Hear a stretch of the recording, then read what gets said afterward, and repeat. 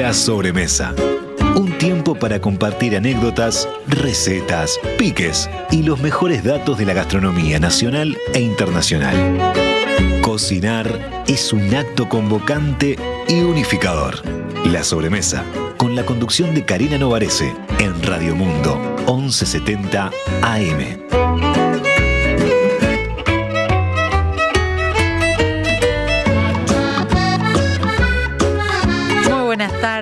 Muy buenas tardes y no es un simplemente saludo así muy buenas tardes porque es una tarde divina, una tarde de invierno divina, con algunas lluvias que nos precedieron, así que agradecidos y que sigan por favor. Es de las pocas veces en que los uruguayos no estamos quejándonos porque llueve, porque hay humedad, pero bueno, hoy es un día muy lindo. Acá en la Plaza Independencia vemos este sol radiante y estos azules que a mí me encantan del invierno. Yo soy team invierno, el que no lo sea puede discutir. A mí me encanta el invierno, este invierno, ¿no? Pero no siempre tenemos esa suerte. Tengo una sobremesa de lujo, pero de lujo, y además una sobremesa de la que vamos a hablar de gastronomía y de productos, pero que van a ver que vamos a terminar hablando de geopolítica, vamos a terminar hablando de globalización, vamos a terminar hablando de cómo se configuró el mundo moderno, porque hoy vamos a hablar de las especias, esos sabores que descubrieron nuevos mundos, digo yo. Y tengo 3 invitados de lujo, y antes de presentarlos les voy a contar una leyenda que justo cuando estaba investigando un poco para este programa salió por allí. En el Medio Oriente hace miles y miles de años, porque no es nueva esta leyenda, tenían un cuento que en su momento hacían creer que era verdad, y era que había un pájaro de nombre impronunciable para mí que hacía su nido con canela, con ramitas de canela. Entonces ese pájaro cuidaba su nido a full, no había forma de sacarlo de ahí, era muy feroz. La forma que tenían de sacarlo de su nido para robarle la canela era ponerle una carne, un pedacito de carne medio lejos, porque era una ave de rapiña, digamos. Entonces cuando se traía la carne al nido, pesaba mucho y el nido se caía y la gente recolectaba la canela. Por supuesto, esto es una leyenda, pero los saberes lo hicieron creer durante mucho tiempo en ese sistema que ellos tuvieron, en esa forma o esa viveza que tuvieron de proteger las especias del Oriente para que no llegaran a Occidente. Lo que sucedió hasta la Edad Media, más o menos. Pero bueno, de eso vamos a hablar con ustedes. Hoy estoy con Soraya Herrera. Soraya es mexicana, radicada en nuestro país, y siempre dice que encuentra lo picante, que no es suficientemente picante. A Soraya la encuentran en Instagram, que la pueden ver como @saboresdemexicoui, y ahora le voy a presentar como se debe, con todo su currículum, pero por lo menos quería darle la bienvenida. Hola Soraya, es la primera vez que tenemos por acá. Así es, qué lindo, ¿no? Totalmente. Yo la conocí a Soraya de hace mucho por un curso de comida mexicana que dio lo de Alex, que ahora le voy a presentar a Alex, y que hasta el día de hoy hacía a los tropezones, pero lo aplico. Ah, me encanta. Aplico lo que sale de comida mexicana.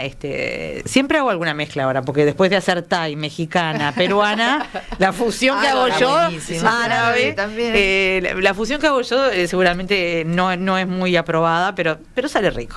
Les decía que también cuento acá con la presencia de Alex Magariños, que Alex sí es una invitada que por suerte nos acompaña muy seguido. Alex, bueno, es una experta en especias porque ha puesto la mano a las especias desde hace décadas.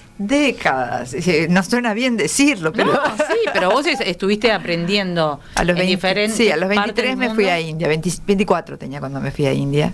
Y la verdad debo decir que en Uruguay fue una de las grandes impulsoras de las especias, cuando todavía era muy difícil conseguir especias, donde estaba Singer, me acuerdo en ese momento, que no tenía todo, pero tenía algunas cosas, y para mí fue la puerta de entrada a todo ese mundo de sabores que realmente desconocía, porque había sido criada en la tradición española e italiana, que tiene sus especias muy ricas, pero acotadas, ¿no? Y en Uruguay más acotadas todavía, porque creo que somos todavía un poco más conservadores. Así que bienvenida, Alex. Gracias, feliz de estar acá otra vez. Ya vamos en Instagram lo encuentran como @alexandra.clubgourmet, siempre tienen muy buenas novedades, así que tanto a Soraya como a Alex síganla. Y también acá un nuevo en la sobremesa, Daniel Alonso con Z. Daniel Alonso es el propietario de Samud Bazar de Especias, que desde hace unos años ha cambiado totalmente el panorama en Uruguay de lo que a lo que podíamos acceder, los que somos un poco curiosos buscando especias de todo tipo. Empezó en ferias, ahora les voy a contar la historia, o la va a contar él mejor, de Daniel, porque realmente es muy interesante. Empezó acá en ferias primero, tuvo un local en un multiespacio y ahora tiene su propio local y acá vecino en la peatonal Bacacay 1322. Felicitaciones. Muchísimas gracias por la invitación y gran mesa. Gran mesa. Soraya, acá, o sea, estamos con las popes y vos sos un popes. Sí, por supuesto que sí. Ella dijo décadas y dije, y yo ando por ahí, pegando ahí, no décadas, pero por lo menos ando. En una década ya ando. Vení de más, porque ahora, vengo como de más, les vamos a contar la historia de Daniel, que cuando yo le leí quedé así, porque dije... Impresionante, claro, obviamente que su destino estaba en las especias, no se daba cuenta capaz en el camino, pero su destino estaba en las especias. Exacto. Antes de que nos cuentes tu historia, contemos que tenés nuevo libro. Nuevo libro, Alex, porque yo me acabo de enterar. Recién salidito el primero de Tu cocina de con especias, después les voy a dar mi punto de vista, pero ya veo que es hermoso.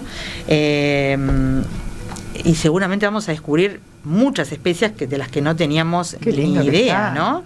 Soufflé de arroz con alcarabea y pimienta rosa. ¿Qué es la alcarabea? A ver, no lo voy a decir yo. Muy bien. Mirá, nosotros definimos la alcarabea un pariente. Todas las especias son medias parientes, algunas. Sí. Por su claro. En este caso es por su especie de planta, en realidad, y no especia. La alcarabea es un pariente del comino. Es muy similar, tú la ves las dos semillas, es muy similar.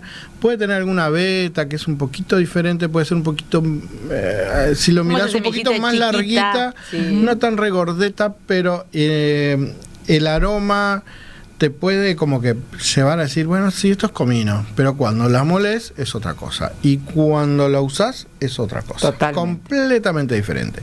Y para quien odia el comino, la alcarabea es otro mundo. Por más que nosotros en la tienda decimos, es pariente del comino, pero no tiene nada que ver con el comino. Hay que probarlo, no me se parece imaginen buenísimo. El comino, porque no es lo mismo. Y la alcarabea, lo más tradicional es el goulash. El goulash lleva alcarabea, no lleva comino. Sabía. Lleva alcarabea. Entonces, ahí hay también una pelea, una discusión. Sí. Pero no, preguntarle en húngaro y no, el goulash lleva alcarabea. Además podés hacer trampa, fíjate que podés hacer trampa, pero es el caraway. Lo sabía en inglés y no lo sabía en español. Pero ahora Daniel lo tiene, porque era imposible de conseguir, entonces mientras Daniel no lo traía, yo hacía la trampita y mezclaba romero con comino y me daba un resultado parecido. Sí.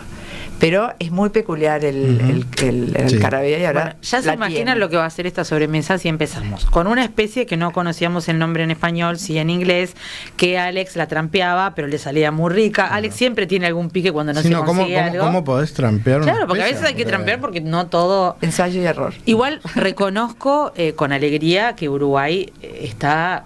pero a años luz de lo que estábamos hace 10 años nomás. Sí. 10 años a nivel especial. Totalmente. Uno tomaba una clase de alguna cocina diferente a la española y la italiana y tenía que contrabandear, básicamente. Claro. Básicamente. De cualquier lugar del mundo al que fuera. Pero tú sabes cuál es el tema, y no es nada menor, que todas, pero absolutamente, habrá alguna que tú tenés que decir, tráeme tal especia porque no la encuentro. Ahora hay algunas que no se encuentran y es difícil y no llegan. Pero la mayoría vienen, o sea, están acá en Uruguay. Lo que pasa es que la industria alimentaria es la que se las consume. Nosotros no llegan al consumidor final solas, digamos. Tú la alcarabea, por ahí decís, yo no conozco la alcarabea, no sé dónde está, no sé. Pero mientras decís eso, te estás cortando una longaniza que tiene alcarabea. No sabía. Entonces, Ahí... O sea, los fabricantes de longaniza importaban alcarabea directamente. Todo lo que es charcutería, fiambre, Claro. todo lo que es producción de alimentos, consume muchas especias, o sea, sobre todo los frigoríficos y todo lo que tiene que... Bueno, básicamente charcutería. Entonces, claro, tú decís, ¿alcarabea? No sé dónde hay, no sé si la conozco, pero estás cortando salamín, longaniza y te encontrás la alcarabea. Muy buen ahí. dato. Señores, O sea, empiecen a anotar todas estas nuevas, no nuevas para nosotros, estas especias que ya conseguimos acá, porque cuando pensamos, voy a hacer un desafío y me quedo con tu historia pendiente porque es muy interesante, pero la dejamos para dentro de un ratito. Cuando uno piensa en especias en la cocina de todos los días en Uruguay, piensa en orégano, ajil, tomillo, ya te pusiste igual, no todo el mundo usa tomillo, romero, que a mí me gusta fresco, pero también hay seco, y no mucho más en Uruguay, ¿eh? Vete exótica, vete al del Neldo. Bueno, ¿no? Es como que arrancan. Sí, ¿no? bueno, Son eso ya cosas. cuando es una... Imitaste a alguien. Por porque eso. de todos los días el eneldo no lo pones. Exótica. Que arrancas por... Porque eso era capaz lo que estaba más a mano, bueno, y las combinaciones de todas estas cosas, ¿no? Pero la realidad es que tenemos a disposición de todo fresco y seco.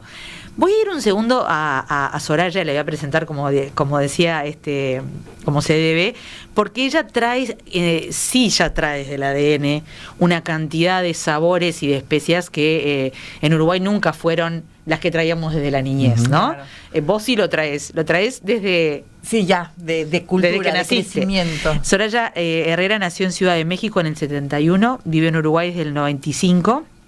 Desde que llegó a Uruguay ha explorado y desarrollado diferentes caminos artísticos y culturales que tienen que ver con su tierra natal, que tienen que ver con la gastronomía algunos, pero a veces pintura de muebles, creación de altares de muertos. Me acuerdo que durante un tiempo estuviste fabricando...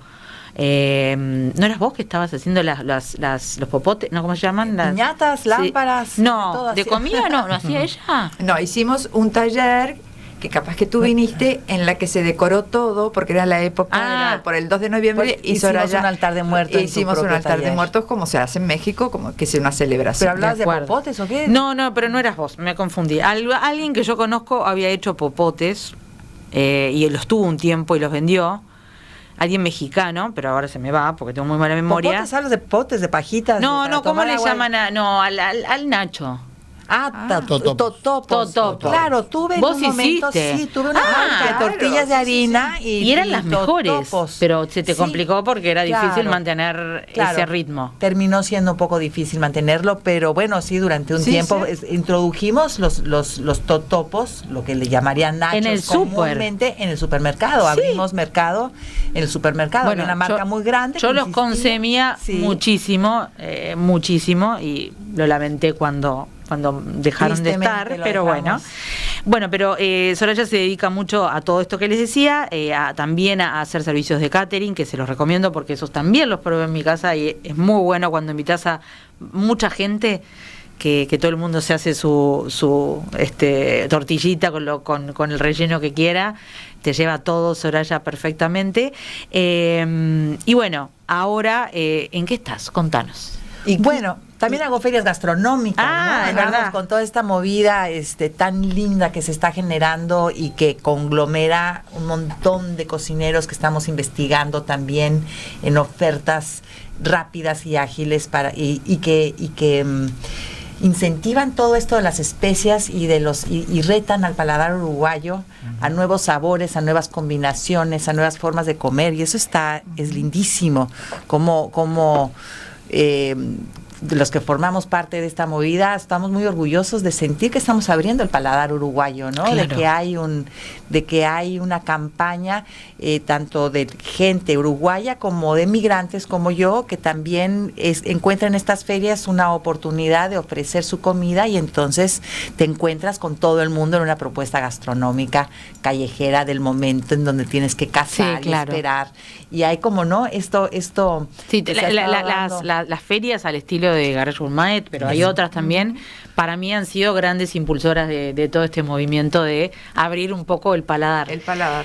Tu paladar de infancia, ¿qué es lo que te recuerda? ¿Qué sabores y qué especias? Mira, yo Soraya? tengo, yo vengo también de familia libanesa. Ah, bueno. Entonces qué mi combinación. mezcla de crianza ha sido muy compleja porque tengo todos los sabores de México, desde el maíz, los chiles, las diferentes frutas y los vegetales, las formas de cocción de México tradicionales, pero también mi mamá cocinaba libanés.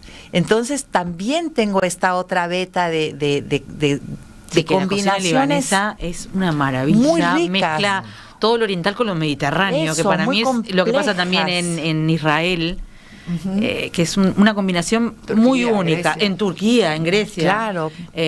Por ejemplo, cuando hablabas de canela, disasociar que la canela sea solamente para platos dulces, claro. y utilizarlo en platos salados. Lo mismo que pasa con el chocolate, por ejemplo, en México, que lo incorporas a preparaciones saladas. Esas combinaciones de cruces que en la cabeza más tradicional generan como cortocircuito. Una cosa digo, yo lo probé, ¿cómo le llaman? El mole. El mole.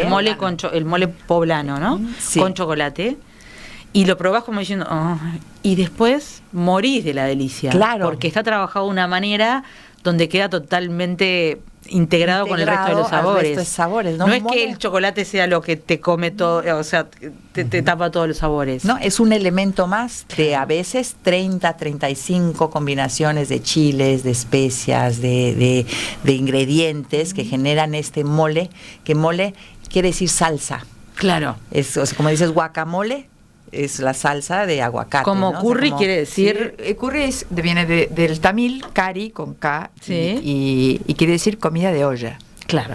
Porque una cosa es el polvo curry que diseñaron los británicos y otra cosa es hacer un curry. Cuando Claro. alguien te dice, te convido con un curry de pollo o te convido con un pollo al curry, sabes que el que te dice te convido con un pollo al curry, agarró la mezcla y se la echa en Claro. algún momento. El que te dice te convido con un curry de pollo o curry, está poniendo las especies en su momento correcto, generando esa salsa paso a paso. Perfecto, que ahora todas esas especias las encontramos, por ejemplo, en Samud, ¿no? Tenemos que ir a una pausa, me falta presentar cómo se debe a Alex y a Daniel, me falta contar esta historia de Daniel que les decía que me resultó muy interesante, pero los dejo pensando y les hago una pregunta para que nos manden sus mensajes por el 091-525252. ¿Qué especias usan todos los días en sus casas? O casi todos los días, ¿no? No solamente la de, como decíamos, la que sacan cuando viene algún invitado, ¿no? Yo en mi casa tengo, me dicen que estoy un poco loca y no me importa en absoluto porque tengo un cajón entero dedicado a las especias que como me quedaba incómodo ahora sale entero hacia mí y puedo ver todo lo que hay. De hecho, gracias a Alicia que me construyó ese cajón. Y las disfruto enormemente. Creo que la comida llega a otro nivel con el uso de especias. Primera pregunta. Y segundo desafío para cuando sigamos con la sobremesa es hablar un poco de la historia de las especias, porque la historia de las especias llevaron a descubrir América. Después se hizo el intercambio, porque obviamente que América estaba llena de especias también, ¿no? Llevaron a descubrir la punta del cabo, de lo que ahora es el Cabo de la Buena Esperanza, porque por allí se llegaba a la India y no había que cruzar por tierra. Bueno, de toda esa historia vamos a hablar ahora. Volvemos enseguida con la sobremesa, con esta mesa deliciosa de nuevos mundos y de especias. Cuando los ingredientes están buenos, comer rico es una papa. Pulpa de tomate gourmet, del envase directo a tu plato. Elegí alimentos de Ambrosi, productos uruguayos. Si querés comunicarte con la sobremesa vía WhatsApp 091-525252 y por las redes de Radio Mundo 1170.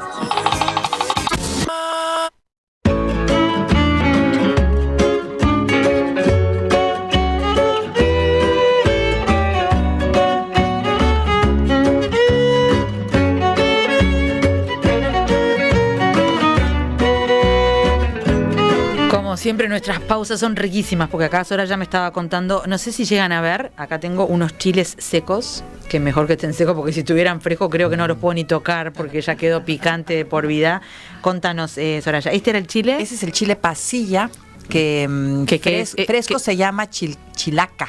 cuando está fresco se llama de otra manera, cuando Sí. está seco, como que sus propiedades cambian un poquito y se llama chilaca. ¿Y qué picante tiene? Es medio para Soraya. Tengan siempre hay que hacer esa. Ese es el guajillo, que fresco es mirasol, ese es muy suavecito, ese es muy Para rico para empezar a Sí, meterse los muy picantes de a suavecito, casi poquito. que ni pica. Sobre todo luego es cuando le sacan las venas, pica mucho Sí, menos. Claro, porque ustedes siempre acuérdense que los chiles, el verdadero picor está en las semillas y en las Claro. venitas, ¿no? En las Exacto. semillas sobre todo. Sí. Acá tenemos. Ese es el chile ancho, que fresco es el chile poblano.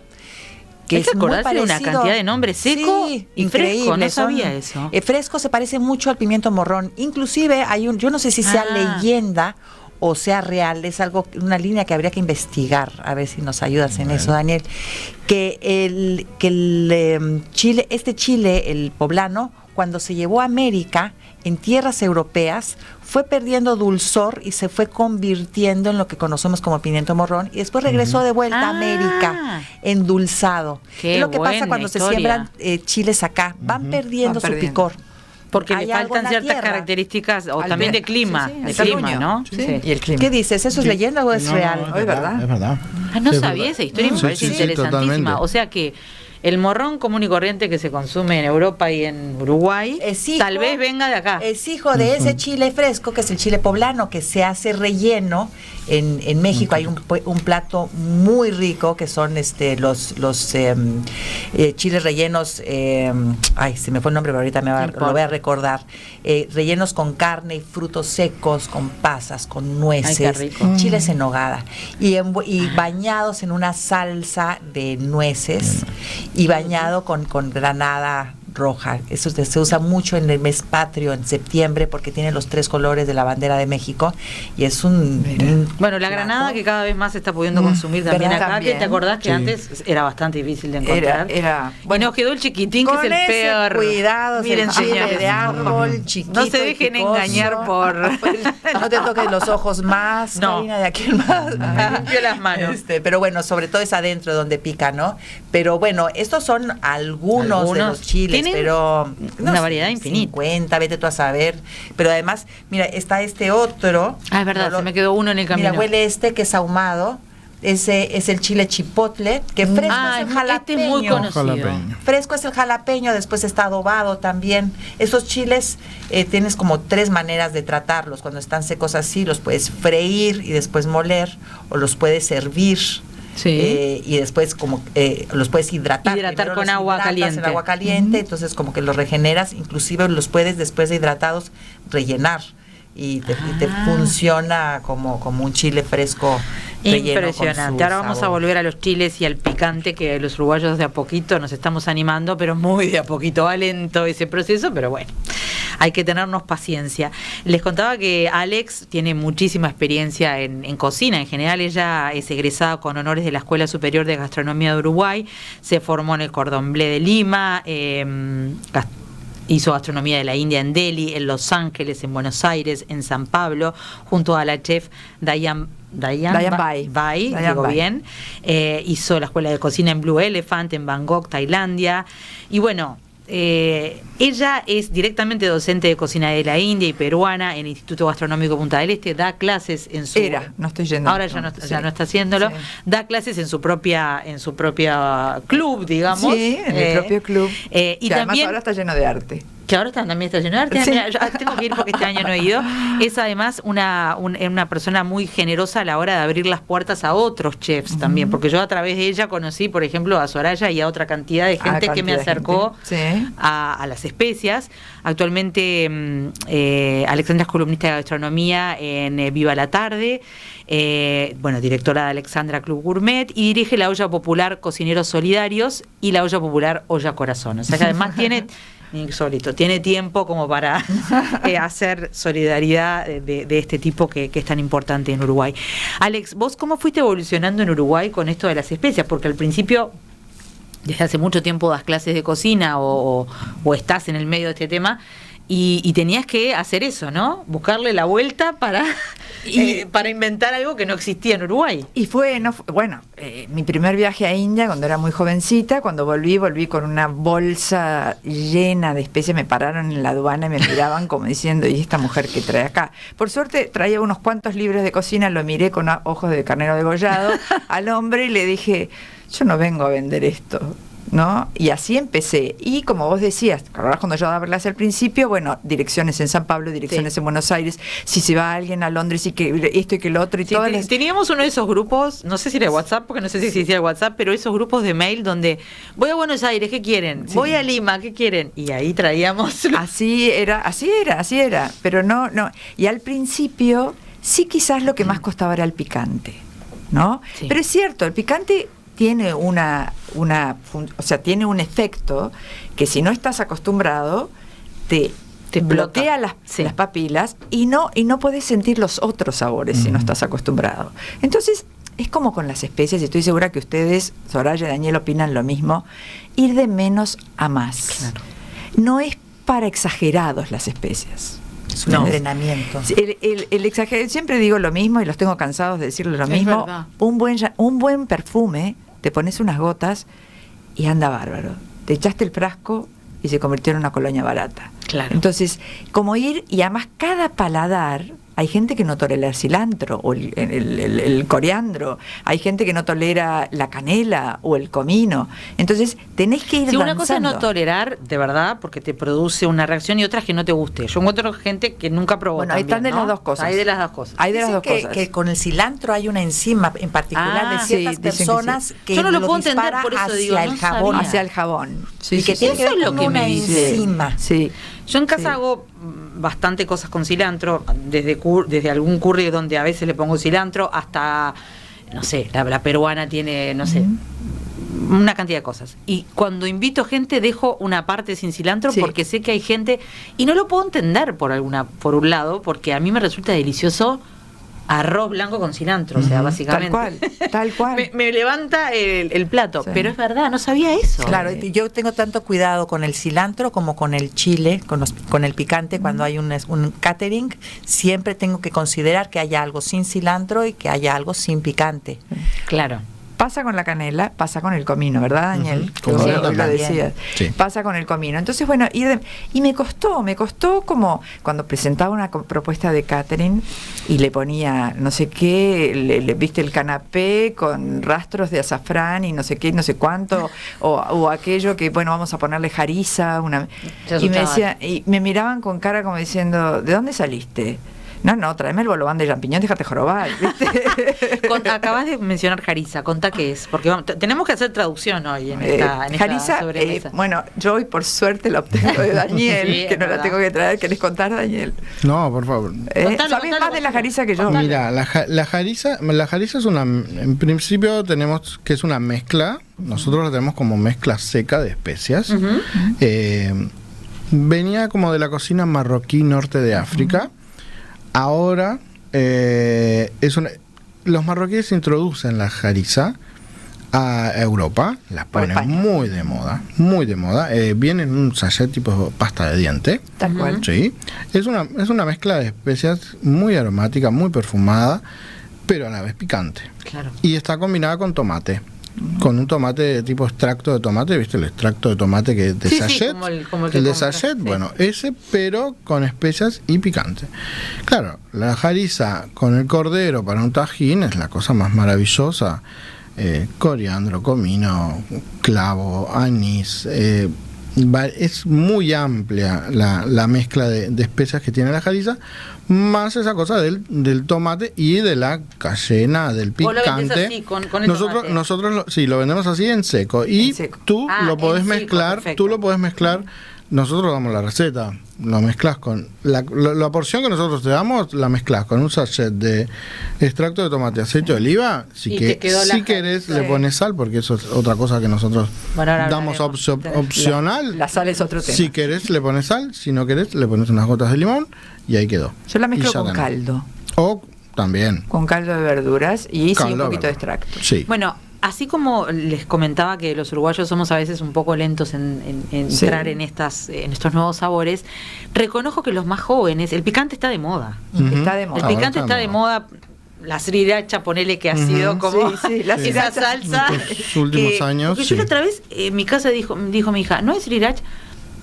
Yo que en mi casa estaban bastante acostumbrados a comer un poquito más picante de lo normal, pero no tanto como para pedir esa salsa que es bastante picantona. Pero está de moda por TikTok o vaya a saber por qué.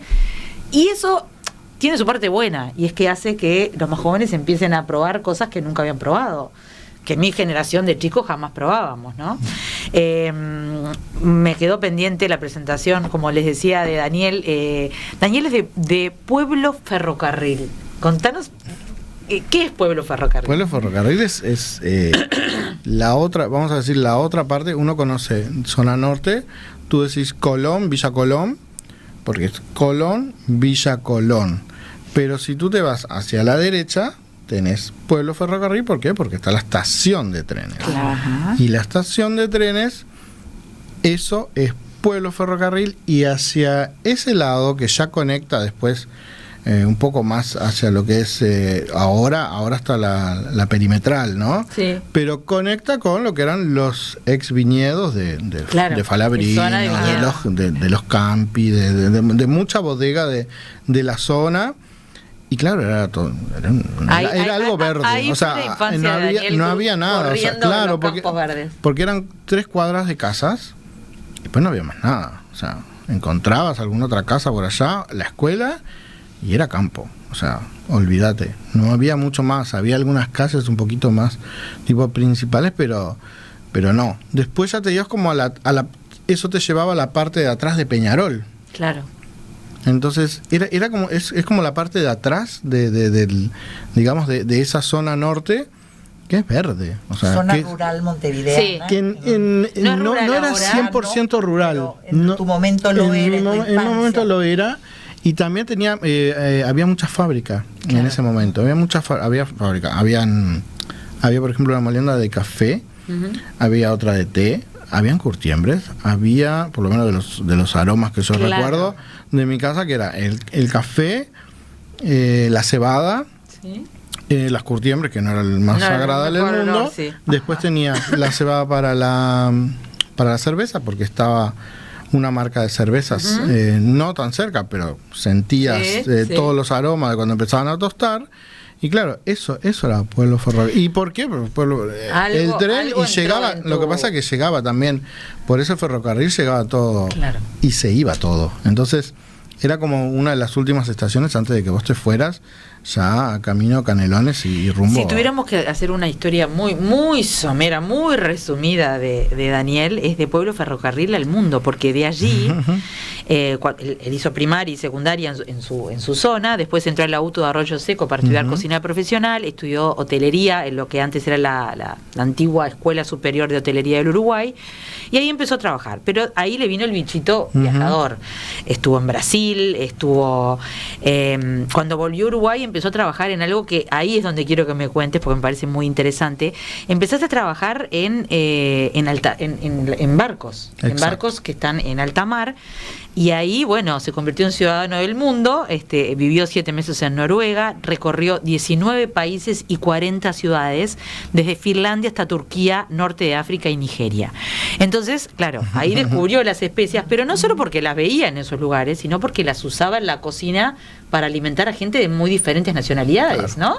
Contanos cómo fue esa experiencia. En primer lugar, bueno, sí, llego al barco, cocinero de barco acá en Uruguay, y después me voy a Europa, una empresa holandesa, carga mixta, o sea que era un barco de carga, pero también tenía turistas, 2, 3 máximo, y tripulantes. Tripulación mínima, como se le llama ahora, lo más moderno, son 12 personas que te manejan un barco grande, pero claro, esas 12 personas es un pakistaní, un ucraniano, un español, un peruano, claro, todos con tradiciones culinarias argentino, uruguayo, todos diferentes. Ahí yo me doy contra un choque cultural no solo por lo que tenía que cocinar, sino también por la religión. Claro. Para mí, la cultura. el fiambre, el queso no podían ir juntos, porque el fiambre es de cerdo, entonces los musulmanes no pueden comer, no comen religiosamente cerdo.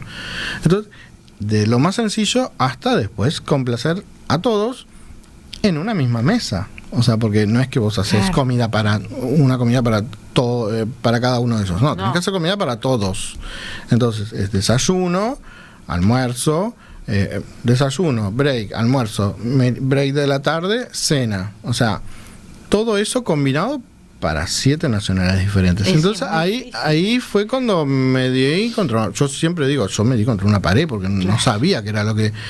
Y bueno... Pero le fuiste encontrando la vuelta. Le encontré la vuelta enseguida, porque siempre en el libro hay un resumen muy fácil. Hay una historia muy fácil, muy rápida, que un cocinero, la primera vez que yo me subo al barco, el cocinero que se bajaba, que después de 6 meses de contrato quería irse, me dejó una cartita, tipo, suerte no sé, en pila. Entre otras cosas, suerte en pila. Entonces después te resumía: pakistaní, nada de cerdo, come esto; después peruano, todo con especias; fulanito, solo sal y orégano; menganito, azafrán. Como que me dejó unos tips que eran para 8 personas. Y tenías que hacer y yo dije, no, este tipo está loco. Digo, no, después cuando entro a lo que se llama la gambuza, que se llama, sería la despensa de un barco, entro a la gambuza y me doy cuenta que había una estantería llena de especias. O sea, lo cuento también en el libro. Es una forma de mantener a la gente feliz, porque si vos no le das lo que está acostumbrado y que le hace la comida, a nosotros nos hace felices, ¿no? Lo tenés cautivo. Claro, imagínate que a un nigeriano le des comida criolla todo el tiempo. Yo recuerdo con un amigo nigeriano que fuimos a comer una vez en Washington y era comida más bien occidental, y él no paraba de meterle no sé qué era, qué tipo de salsa picante, porque es la única forma de parecerse a algo de lo que él consideraba su comida. Yo estuve con unos nigerianos, me acuerdo, que en el barco iban a preparar algo sencillo, y claro, empezaron a tirar cosas adentro de una cacerola. Y yo al rato, uno cuando estaba en el barco, el que me ayudó muchísimo, el sentido del olfato, se dispara. Si estás en un petrolero, más aún, porque tenés que estar siempre alerta de todos los aromas que puedan ser extraños y que puedan llegar a ocasionar un accidente. Entonces, eso hizo que mi olfato trabajara muchísimo más y que hoy me ayude a lo que son las especias.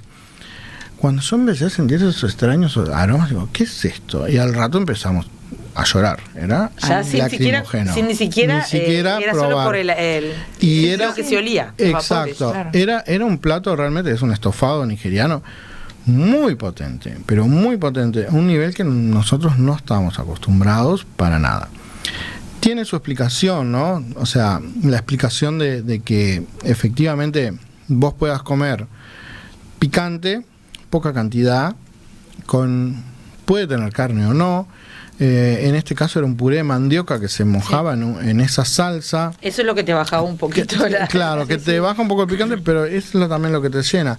Y las especias te satisfacen. Completamente. Tenés la sensación de satisfacción. Entonces, cuando tú comes especiado, te sentís súper satisfecho. Comiendo no mucho, poquito. Las especias, me lo decía Alex al principio, antes de entrar al programa, y tiene razón, apelan a todos nuestros sentidos, al color, al gusto, al sabor, a todo. Bien. Es realmente lo que te diferencia. Por eso, cuando hablábamos de que las especias cambiaron al mundo, y bueno, que me perdone un profesor de historia, esto va a ser también muy resumido, pero lo que pasó fue que, disculpen, lo que pasó fue que en algún momento en la Edad Media, los mercaderes venían por tierra trayendo algunas de estas especias del Oriente, pero era un comercio que lo tenían monopolizado los árabes, y que habían logrado que ese fuera su lugar. Cuando el europeo encuentra la forma de llegar directamente a India, básicamente, y empieza la especia se convierte, así como en su momento lo fue la sal, en un producto de riqueza.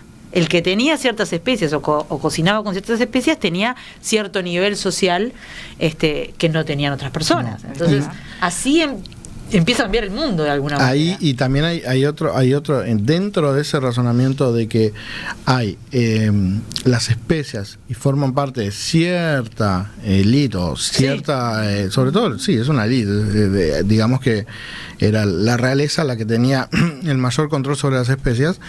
Entran también los herbales, que los herbales no son, no fueron parte de la gastronomía durante mucho tiempo. ¿Por qué? Porque eran del campo, eran de la cañada, era de afuera, era de lo que traía la gente que no podía acceder a las especias. Entonces ahí encontrabas las hierbas aromáticas. Las hierbas aromáticas durante un tiempo no se respetaban como para uso gastronómico, o sea, estaban prohibidas, o sea, habían cocineros que negaban de que una salvia, un romero, un tomillo era para un plato, que eso no podía ser, eras como hereje por eso. Entonces existían esas contradicciones, existían esas dos realidades de el que tiene especias, tiene cierto poder, tiene acceso a, y el otro, el que está más cerca del pueblo y que necesita sí o sí aderezar su comida o tapar sabor. No se olviden que no estamos hablando de refrigeración, no estamos hablando de un montón de cosas. Es un punto fundamental de la Exacto, especias, ¿no? Entonces si vos le pegás un pedazo de carne que está media ahí con una rama de romero, con un poquito más. Y si la envolvés en otra hoja y quién sabe qué más, y sí, te va a bancar mucho más. Entonces, bueno, toda esta historia que nos contaba Daniel sigue en Samut Sabores, que tiene actualmente 290 especias y mezclas creadas en la propia tienda, además de productos nacionales. Ahí nos trajo solo algunos. Muchísimas gracias, Daniel, los vamos a probar. Especias y condimentos, ¿no? Especias y condimentos, que son puras, libres de TAC y mezcladas por el equipo de ustedes. Me tengo que ir a otra pausa, les voy a dejar con un deber para que vayan pensando que es ¿qué especia es la que más lo lleva a su niñez y qué especia descubrieron con el tiempo que es una de sus favoritas? Cada uno, es difícil la pregunta porque yo sé que ustedes andan con mucha especia, pero quiero dejárselos por ahí. Y antes de irme a la pausa, quiero contarles, seguramente se acuerdan, el año pasado hablamos de un viaje a Egipto, lo hablamos con la querida amiga Susana Mangana, eso se hizo el año pasado con Aptur y bueno, fue un éxito. Y este año se repite, así que bueno, los invito a que escuchen esa sobremesa, la encuentran fácilmente en la web, porque ahí hablamos muchísimo de, también tenía mucho que ver con esto que estamos hablando ahora, ¿no? Un viaje a Egipto enseguida lleva a estos sabores. Es un viaje temático el que se hace ahora en octubre, repleto de sabores. Vuelve de vuelta de la mano de Susana y de la agencia Aptur. Van a visitar, empieza en Madrid, en España, luego en Cairo, Luxor, Aswan, Sharm el Sheikh, no sé si lo estoy pronunciando bien. Salen el 9 de octubre. El año pasado agotaron obviamente los cupos porque es un viaje no solamente interesantísimo, sino guiado por gente que sabe, ¿no? Susana, claro. Susana, que sabe de cultura árabe y egipcia. Que es un encanto. Y que es un encanto y que además investiga sobre todos estos temas también gastronómicos, le gustan muchísimo.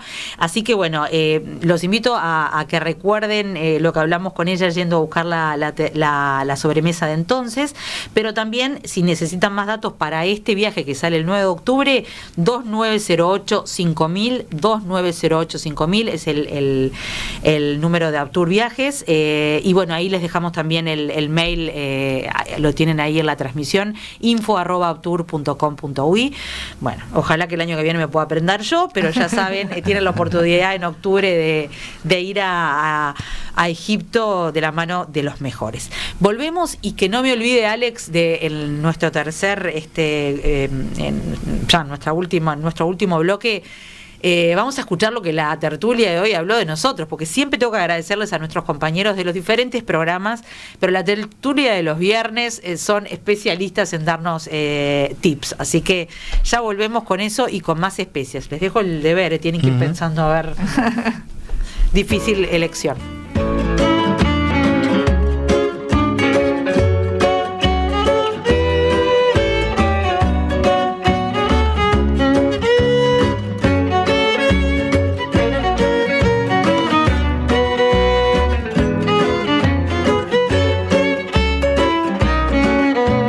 Estábamos conversando en el corte con mis invitados, con Soraya, con Alex, con Daniel, de de que el mundo de las especies, así como en la Edad Media o antes, abrió el mundo literalmente, creó, impulsó a que la gente fuera a descubrir otros mundos, o sea, buscando una ruta hacia las Indias que sí se sabía que existían, terminaron descubriendo, ya se sabía, ya sabemos que América estaba habitada y que alguien la había descubierto antes, pero digamos en el sentido más tradicional de la historia, Colón estaba buscando un pasaje hacia las Indias, ¿no? Después Magallanes encontró lo que encontró, el otro, que no me acuerdo el nombre, terminó dando vuelta por Sudáfrica para llegar a la India. Bueno, ahora también, en este presente, las especies siguen abriéndonos cultura, porque Uruguay ha recibido, por suerte, la llegada de una cantidad de inmigrantes de diferentes lugares, que hacía mucho tiempo que eso no sucedía. Ellos también nos traen sus especias y sus costumbres gastronómicas, lo cual también creo que no hace otra cosa más que enriquecernos, ¿no? Totalmente. Es lo mejor.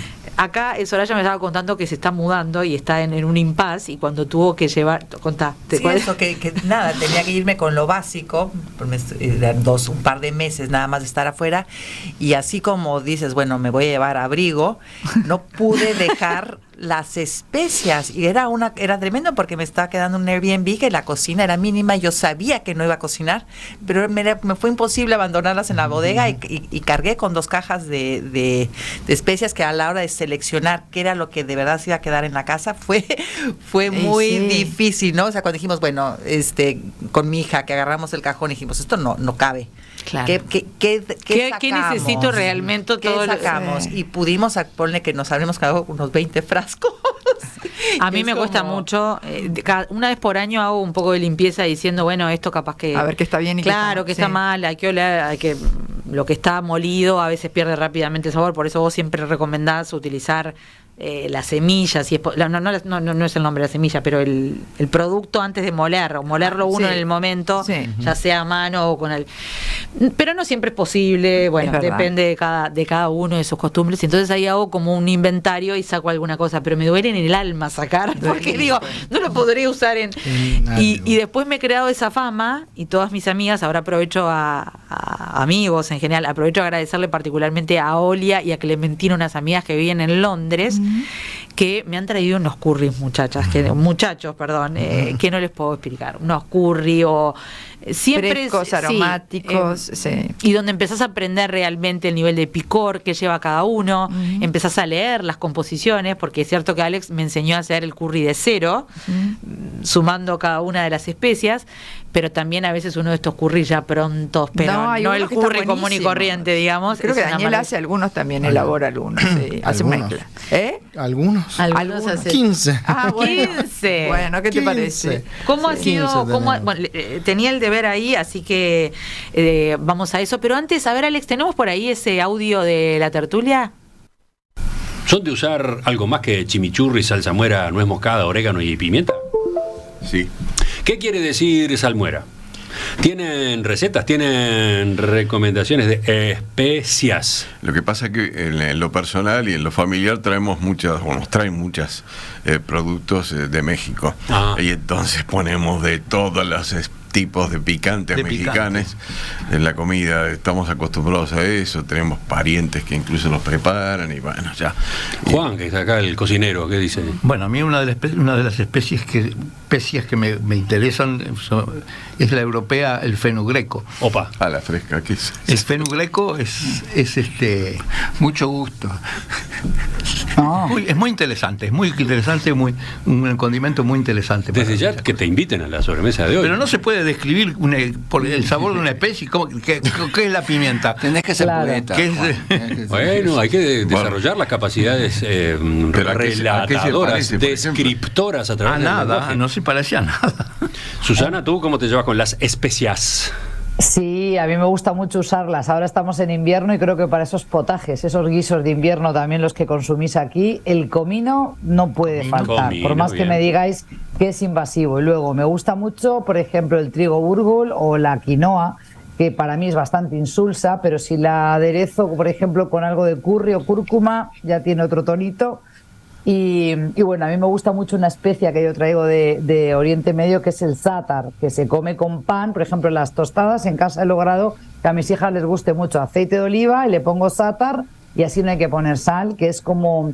Es que no estoy segura si es tomillo seco molido, como dice Juan, cómo describirlo, pero es verde, parece orégano en su tamaño, así picadito fino, pero no lo es. Y lleva sésamo, lleva semillitas de sésamo, está exquisito, con aceite de oliva. Perfecto. Quedó pronto el aperitivo para la sobremesa de hoy. Muchas gracias a los contertulios, la verdad nos dieron una cantidad de piques. Yo me había hecho una listita muy así por arriba: cúrcuma, comino, cardamomo, canela, azafrán, nuez moscada, cilantro, chiles, clavo, fenogreco. Yo lo había incluido porque la verdad que es delicioso, y ahora me van a contar cómo lo usan. Hinojo, que el otro día dice hinojo fresco acá en Uruguay, que antes se encontraba cuando éramos chicos y ahora está de vuelta, pero a veces siempre hay. No siempre está. Nuestro amigo Cayetano, que estuvo por acá, está vendiendo hinojo, así que se los recomiendo. Laurel, mostaza, pimentón, pimienta, tamarindo, sumaque, y acá apareció zátar. Contá el zátar qué es. Bueno, el zátar es que además te es quiero una decir mezcla. que es lo primero que compré yo en Samut. Bueno, nosotros cuando abrimos en 2017 la segunda tienda, vamos a decir, porque ya lo trabajamos en Positos, pero cuando abrimos la segunda tienda en el mercado, fue como la estrella. La presentamos en sociedad. O sea, hoy decimos que es un modelo 2017 porque ya está como el zátar, ya es. Digamos que está... no fuera de moda, pero se conoce. Se conoce. Ya antes decía zátar, ¿qué es esto? Ahora es, sí, dame zátar. 20 gramos, 30 gramos, 40 gramos. El zátar es una mezcla de herbales, tomillo, sí. Tenía razón en eso. Tomillo, sí. Tomillo, puede tener orégano, sésamo tostado molido, coriandro, nuez moscada, pimienta, puede tener pimentón, debería tener sumac, que acá en Uruguay lamentablemente todavía no tenemos. Nosotros a veces tenemos sumac, pero bueno. Porque yo una vez creo a veces tenemos sumac, a veces, no siempre. Y lleva hisopo, que es algo que acá en Uruguay... Hisopo. Como el hisopo. Pero el hisopo sí, es un perejil silvestre, medio mentolado, que anisado. Entre un pariente de mentol, anís y hinojo, porque andás entre una cosa, todos parientes, medio hinojo también, o sea, es una cosa... que también, si vos la molés, tiene un aroma, tiene un sabor. Si la dejás media enterita, capaz que no tiene tanto. ¿Y cómo usás vos? Entonces, el hisopo no lo tenemos, entonces no lo podemos incorporar. No, pero digo, toda esa mezcla que... Pan sirio o pizza libanesa es lo más tradicional. Y el mojar, como decía ella. Perfecto, el pan. Oliva, zátar, pancito, y te lo vas comiendo de mañana.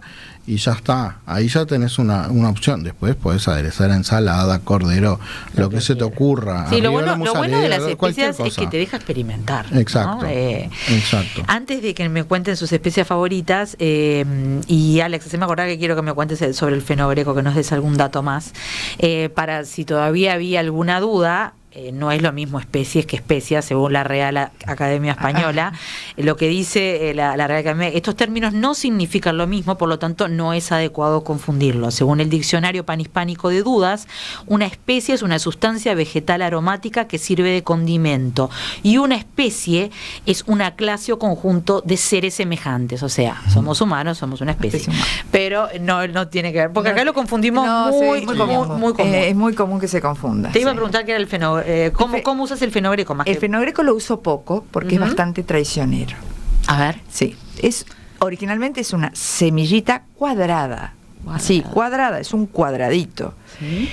Que, por supuesto, como todas las especias en semilla, tiene que tener su activación, ya sea o porque lo pusiste en agua, depende del cual, lo moliste o lo pusiste en contacto con materia grasa y con calor. ¿Por qué? Porque tiene que romper vaina y largar todo el potencial. Eso perdón que te interrumpa, Alex, es muy importante que ella lo enseña. Sí. Todas estas especias, cuando estás haciendo un curry, por ejemplo, se activan con el aceite o el ghee o lo que uses. Pero hay que tener cuidado que no se te pasen para el otro lado porque se te queman. Pasa con la semilla de mostaza, pasa con la semilla de comino. El fenogreco es mucho más traicionero en eso. Enseguida se te pasa. Enseguida hay que estar muy atento. Si pudiera definir, me encantaba cuando decía cómo lo describo, cómo lo describo al fenogreco, ¿no?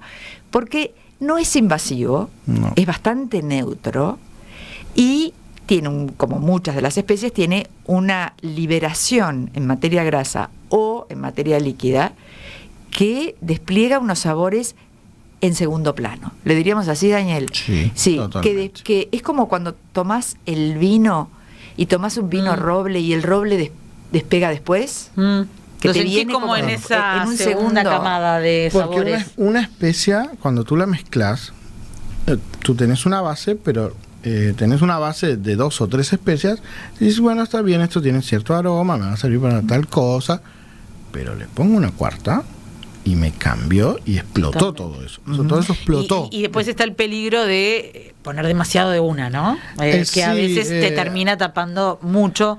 Creo que el tema del comino es un poco eso. A mí me encanta el comino. El comino, la canela, el cardamomo, los clavos. O el clavo. Por ejemplo, si tú lees una, corregime Daniel o vos, Soraya, si tú lees un libro de la India de recetas y te dice 3 clavos, no le vas a poner 3 clavos. Claro. Porque el clavo en cada lugar, y sobre todo acá, no sé por qué, acá es muy intenso. Tiene una liberación distinta que en la India. Entonces, sí, andás a ver de dónde viene, porque el clavo no es de acá. Y te dice una cucharadita de canela. Y la canela quedó abierta, no la dejaste bien tapada, se oxidó, igual que la cúrcuma. Cambia. Entonces, con las especies es una danza. Sí. Es una danza. Vamos de menos a más, vamos mezclando. Voy a encontrar. Nunca es exacto como pastelería o panadería. Cosa que uno dice, te lo hago exacto. Sí, entonces hay que ir. Y el fenogreco, ¿cómo definiríamos el? Porque para mí es un puntapié el fenogreco. Sí, igual. Es un puntapié. Ah. O sea, como decía, vas cocinando, vos, si manejás el fenogreco, lo pusiste en términos y condiciones, levanta mucho los sabores de atrás. Qué bueno. Claro. Bueno, ¿no? le voy a preguntar a Juan a ver después. Preguntarle a Juan cuál es su definición. Sí. Pero siempre es de mucho respeto el fenogreco. Sí. Está bien. En el proceso. Pero es interesante. Es como el picante, ¿no? Yo el otro día di una clase de especias y les decía, quiero que no arranquen con picante, que pongan todo, prueben antes del picante y después pónganle una pizca. Y cuéntenme, es como la salsa de pescado, como la salsa, ¿no? Los resaltador, cualquiera. Es como si aquello no llega a ser picante, pero es como si le diera un empujón a todos los sabores. Bueno, ahora mencionó no así la pimienta, no así la pimienta es distinta. Contá de la pimienta. La pimienta, a ver si tenemos tiempo. No tenemos, pero no importa. Contalo porque quiero que me cuenten la última rondita. Que la pimienta y el picante tienen un golpe en paladar completamente distinto, ¿no? La pimienta es como casi que quiere ser vedette. Por eso es muy importante que la pimienta sea recién molida. Claro. Porque libera de una manera recién molida o que la tengas y la eso también cambió muchísimo porque antes no existía eso en mi casa. La pimienta se hacía la pimienta blanca sobre todo, era así, la negra con suerte y la negra con suerte en algún escabeche. Sí. Y ahora todos tenemos el molinillo. Pero bueno, vamos al final. Soraya, tus especias de recuerdo de la niñez y tu especia favorita ahora. ¿O especia o lo que volvemos a lo mismo, a los chiles, a todas estas partes, inclusive las hierbas aromáticas, ¿no? No solamente la parte de las especias, sino lo que hablabas de condimentar con hierbas. Como el cilantro, cosas que se dan en la milpa, es como que va mucho por ahí, pero también la canela, esta otra parte de la comida libanesa. Hoy por hoy me ocupa mucho, por ejemplo, el hacer el mezclar el baharat, el generar este juego de, independientemente de la parte mexicana, está esta otra que me está creciendo más. ¿Qué es el baharat? Es una mezcla básica, son 7 especias que se utilizan, pero también varía mucho, ¿no? Tú me dirás, o sea, porque a veces dices es anís, es cilantro, es pimienta, canela, limonado también. Entonces, pero vas bueno, jugando. Recuerden baharat, o sea, que me googlean baharat con H en el medio. Por supuesto que no fuimos, pero rápidamente, Dani. Nuez moscada porque... yo también, de lo mi que pasa niñez. es que niñez, nuez moscada. Para mí igual. Pero la nuez moscada es también esas que vienen a resaltar los sabores en una mezcla de especias. Es esa que te dispara o que te acalma todo. Muy bien. Nuez moscada, es la de tu niñez. Es la del puré, es la de la niñez. El puré, las salsas blancas. La salsa blanca, pero hoy en una mezcla te puede o disparar todo o te lo puede calmar. Entonces sigue siendo hasta el día de hoy como la preferida y es como la que tenés ahí en la manga. De acuerdo. ¿Y la nueva? Y la nueva, para mí, la nueva que no es tan nueva es el coriandro molido. Ah, mira, me encanta. Porque yo lo uso mucho por vos. Así coriandro molido, que es eso es para una hora de programa, ¿no? Sí. Porque el cilantro, que a nadie le gusta, el cilantro me gusta. Bueno, es el coriandro, la semilla del cilantro. Sí, que es diferente. No es lo mismo, la semillita redondita, la golpeas, la molés y te da un aroma. Delicioso el coriandro. Que es la que ya viene molida. Entonces, el coriandro te da la posibilidad de resaltar todos los sabores que tú tenés en lo que sea. Una salsa de tomate, o sea, no para una pasta. Me tengo que ir, perdón, me va a matar el pelado, pero decime los tuyos, rápido, sin explicación. Alcohol y canela. Perdón, pero vengo de madre inglesa. Divino. El plan pudding de fin de año empezaba a fermentar el alcohol, se cocinaba y servía baño María con un poquito de alcohol y la canela. Te dejo ahí. Les dejamos una cantidad de datos. Tenemos que hacer otra sobremesa, obviamente, de sabores especiados, porque hay muchísimo para aprender y, como dijimos, Uruguay ya está abierto a todo esto. Así que ahora les dejo las papilas gustativas abiertas, les dejo la curiosidad pronta y les agradezco la compañía este viernes de tarde soleado. Ya saben, si llegaron tarde, si tienen que recomendarlo, en un ratito estamos online, en la web, en Spotify, en YouTube, donde quieran. Nos vemos el viernes que viene, nos escuchamos el viernes que viene.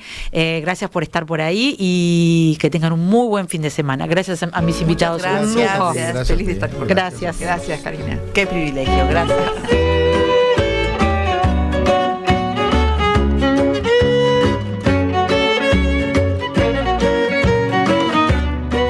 La sobremesa. Repite, viernes a las 21 horas y domingos a las 14. En Radio Mundo, 1170 AM.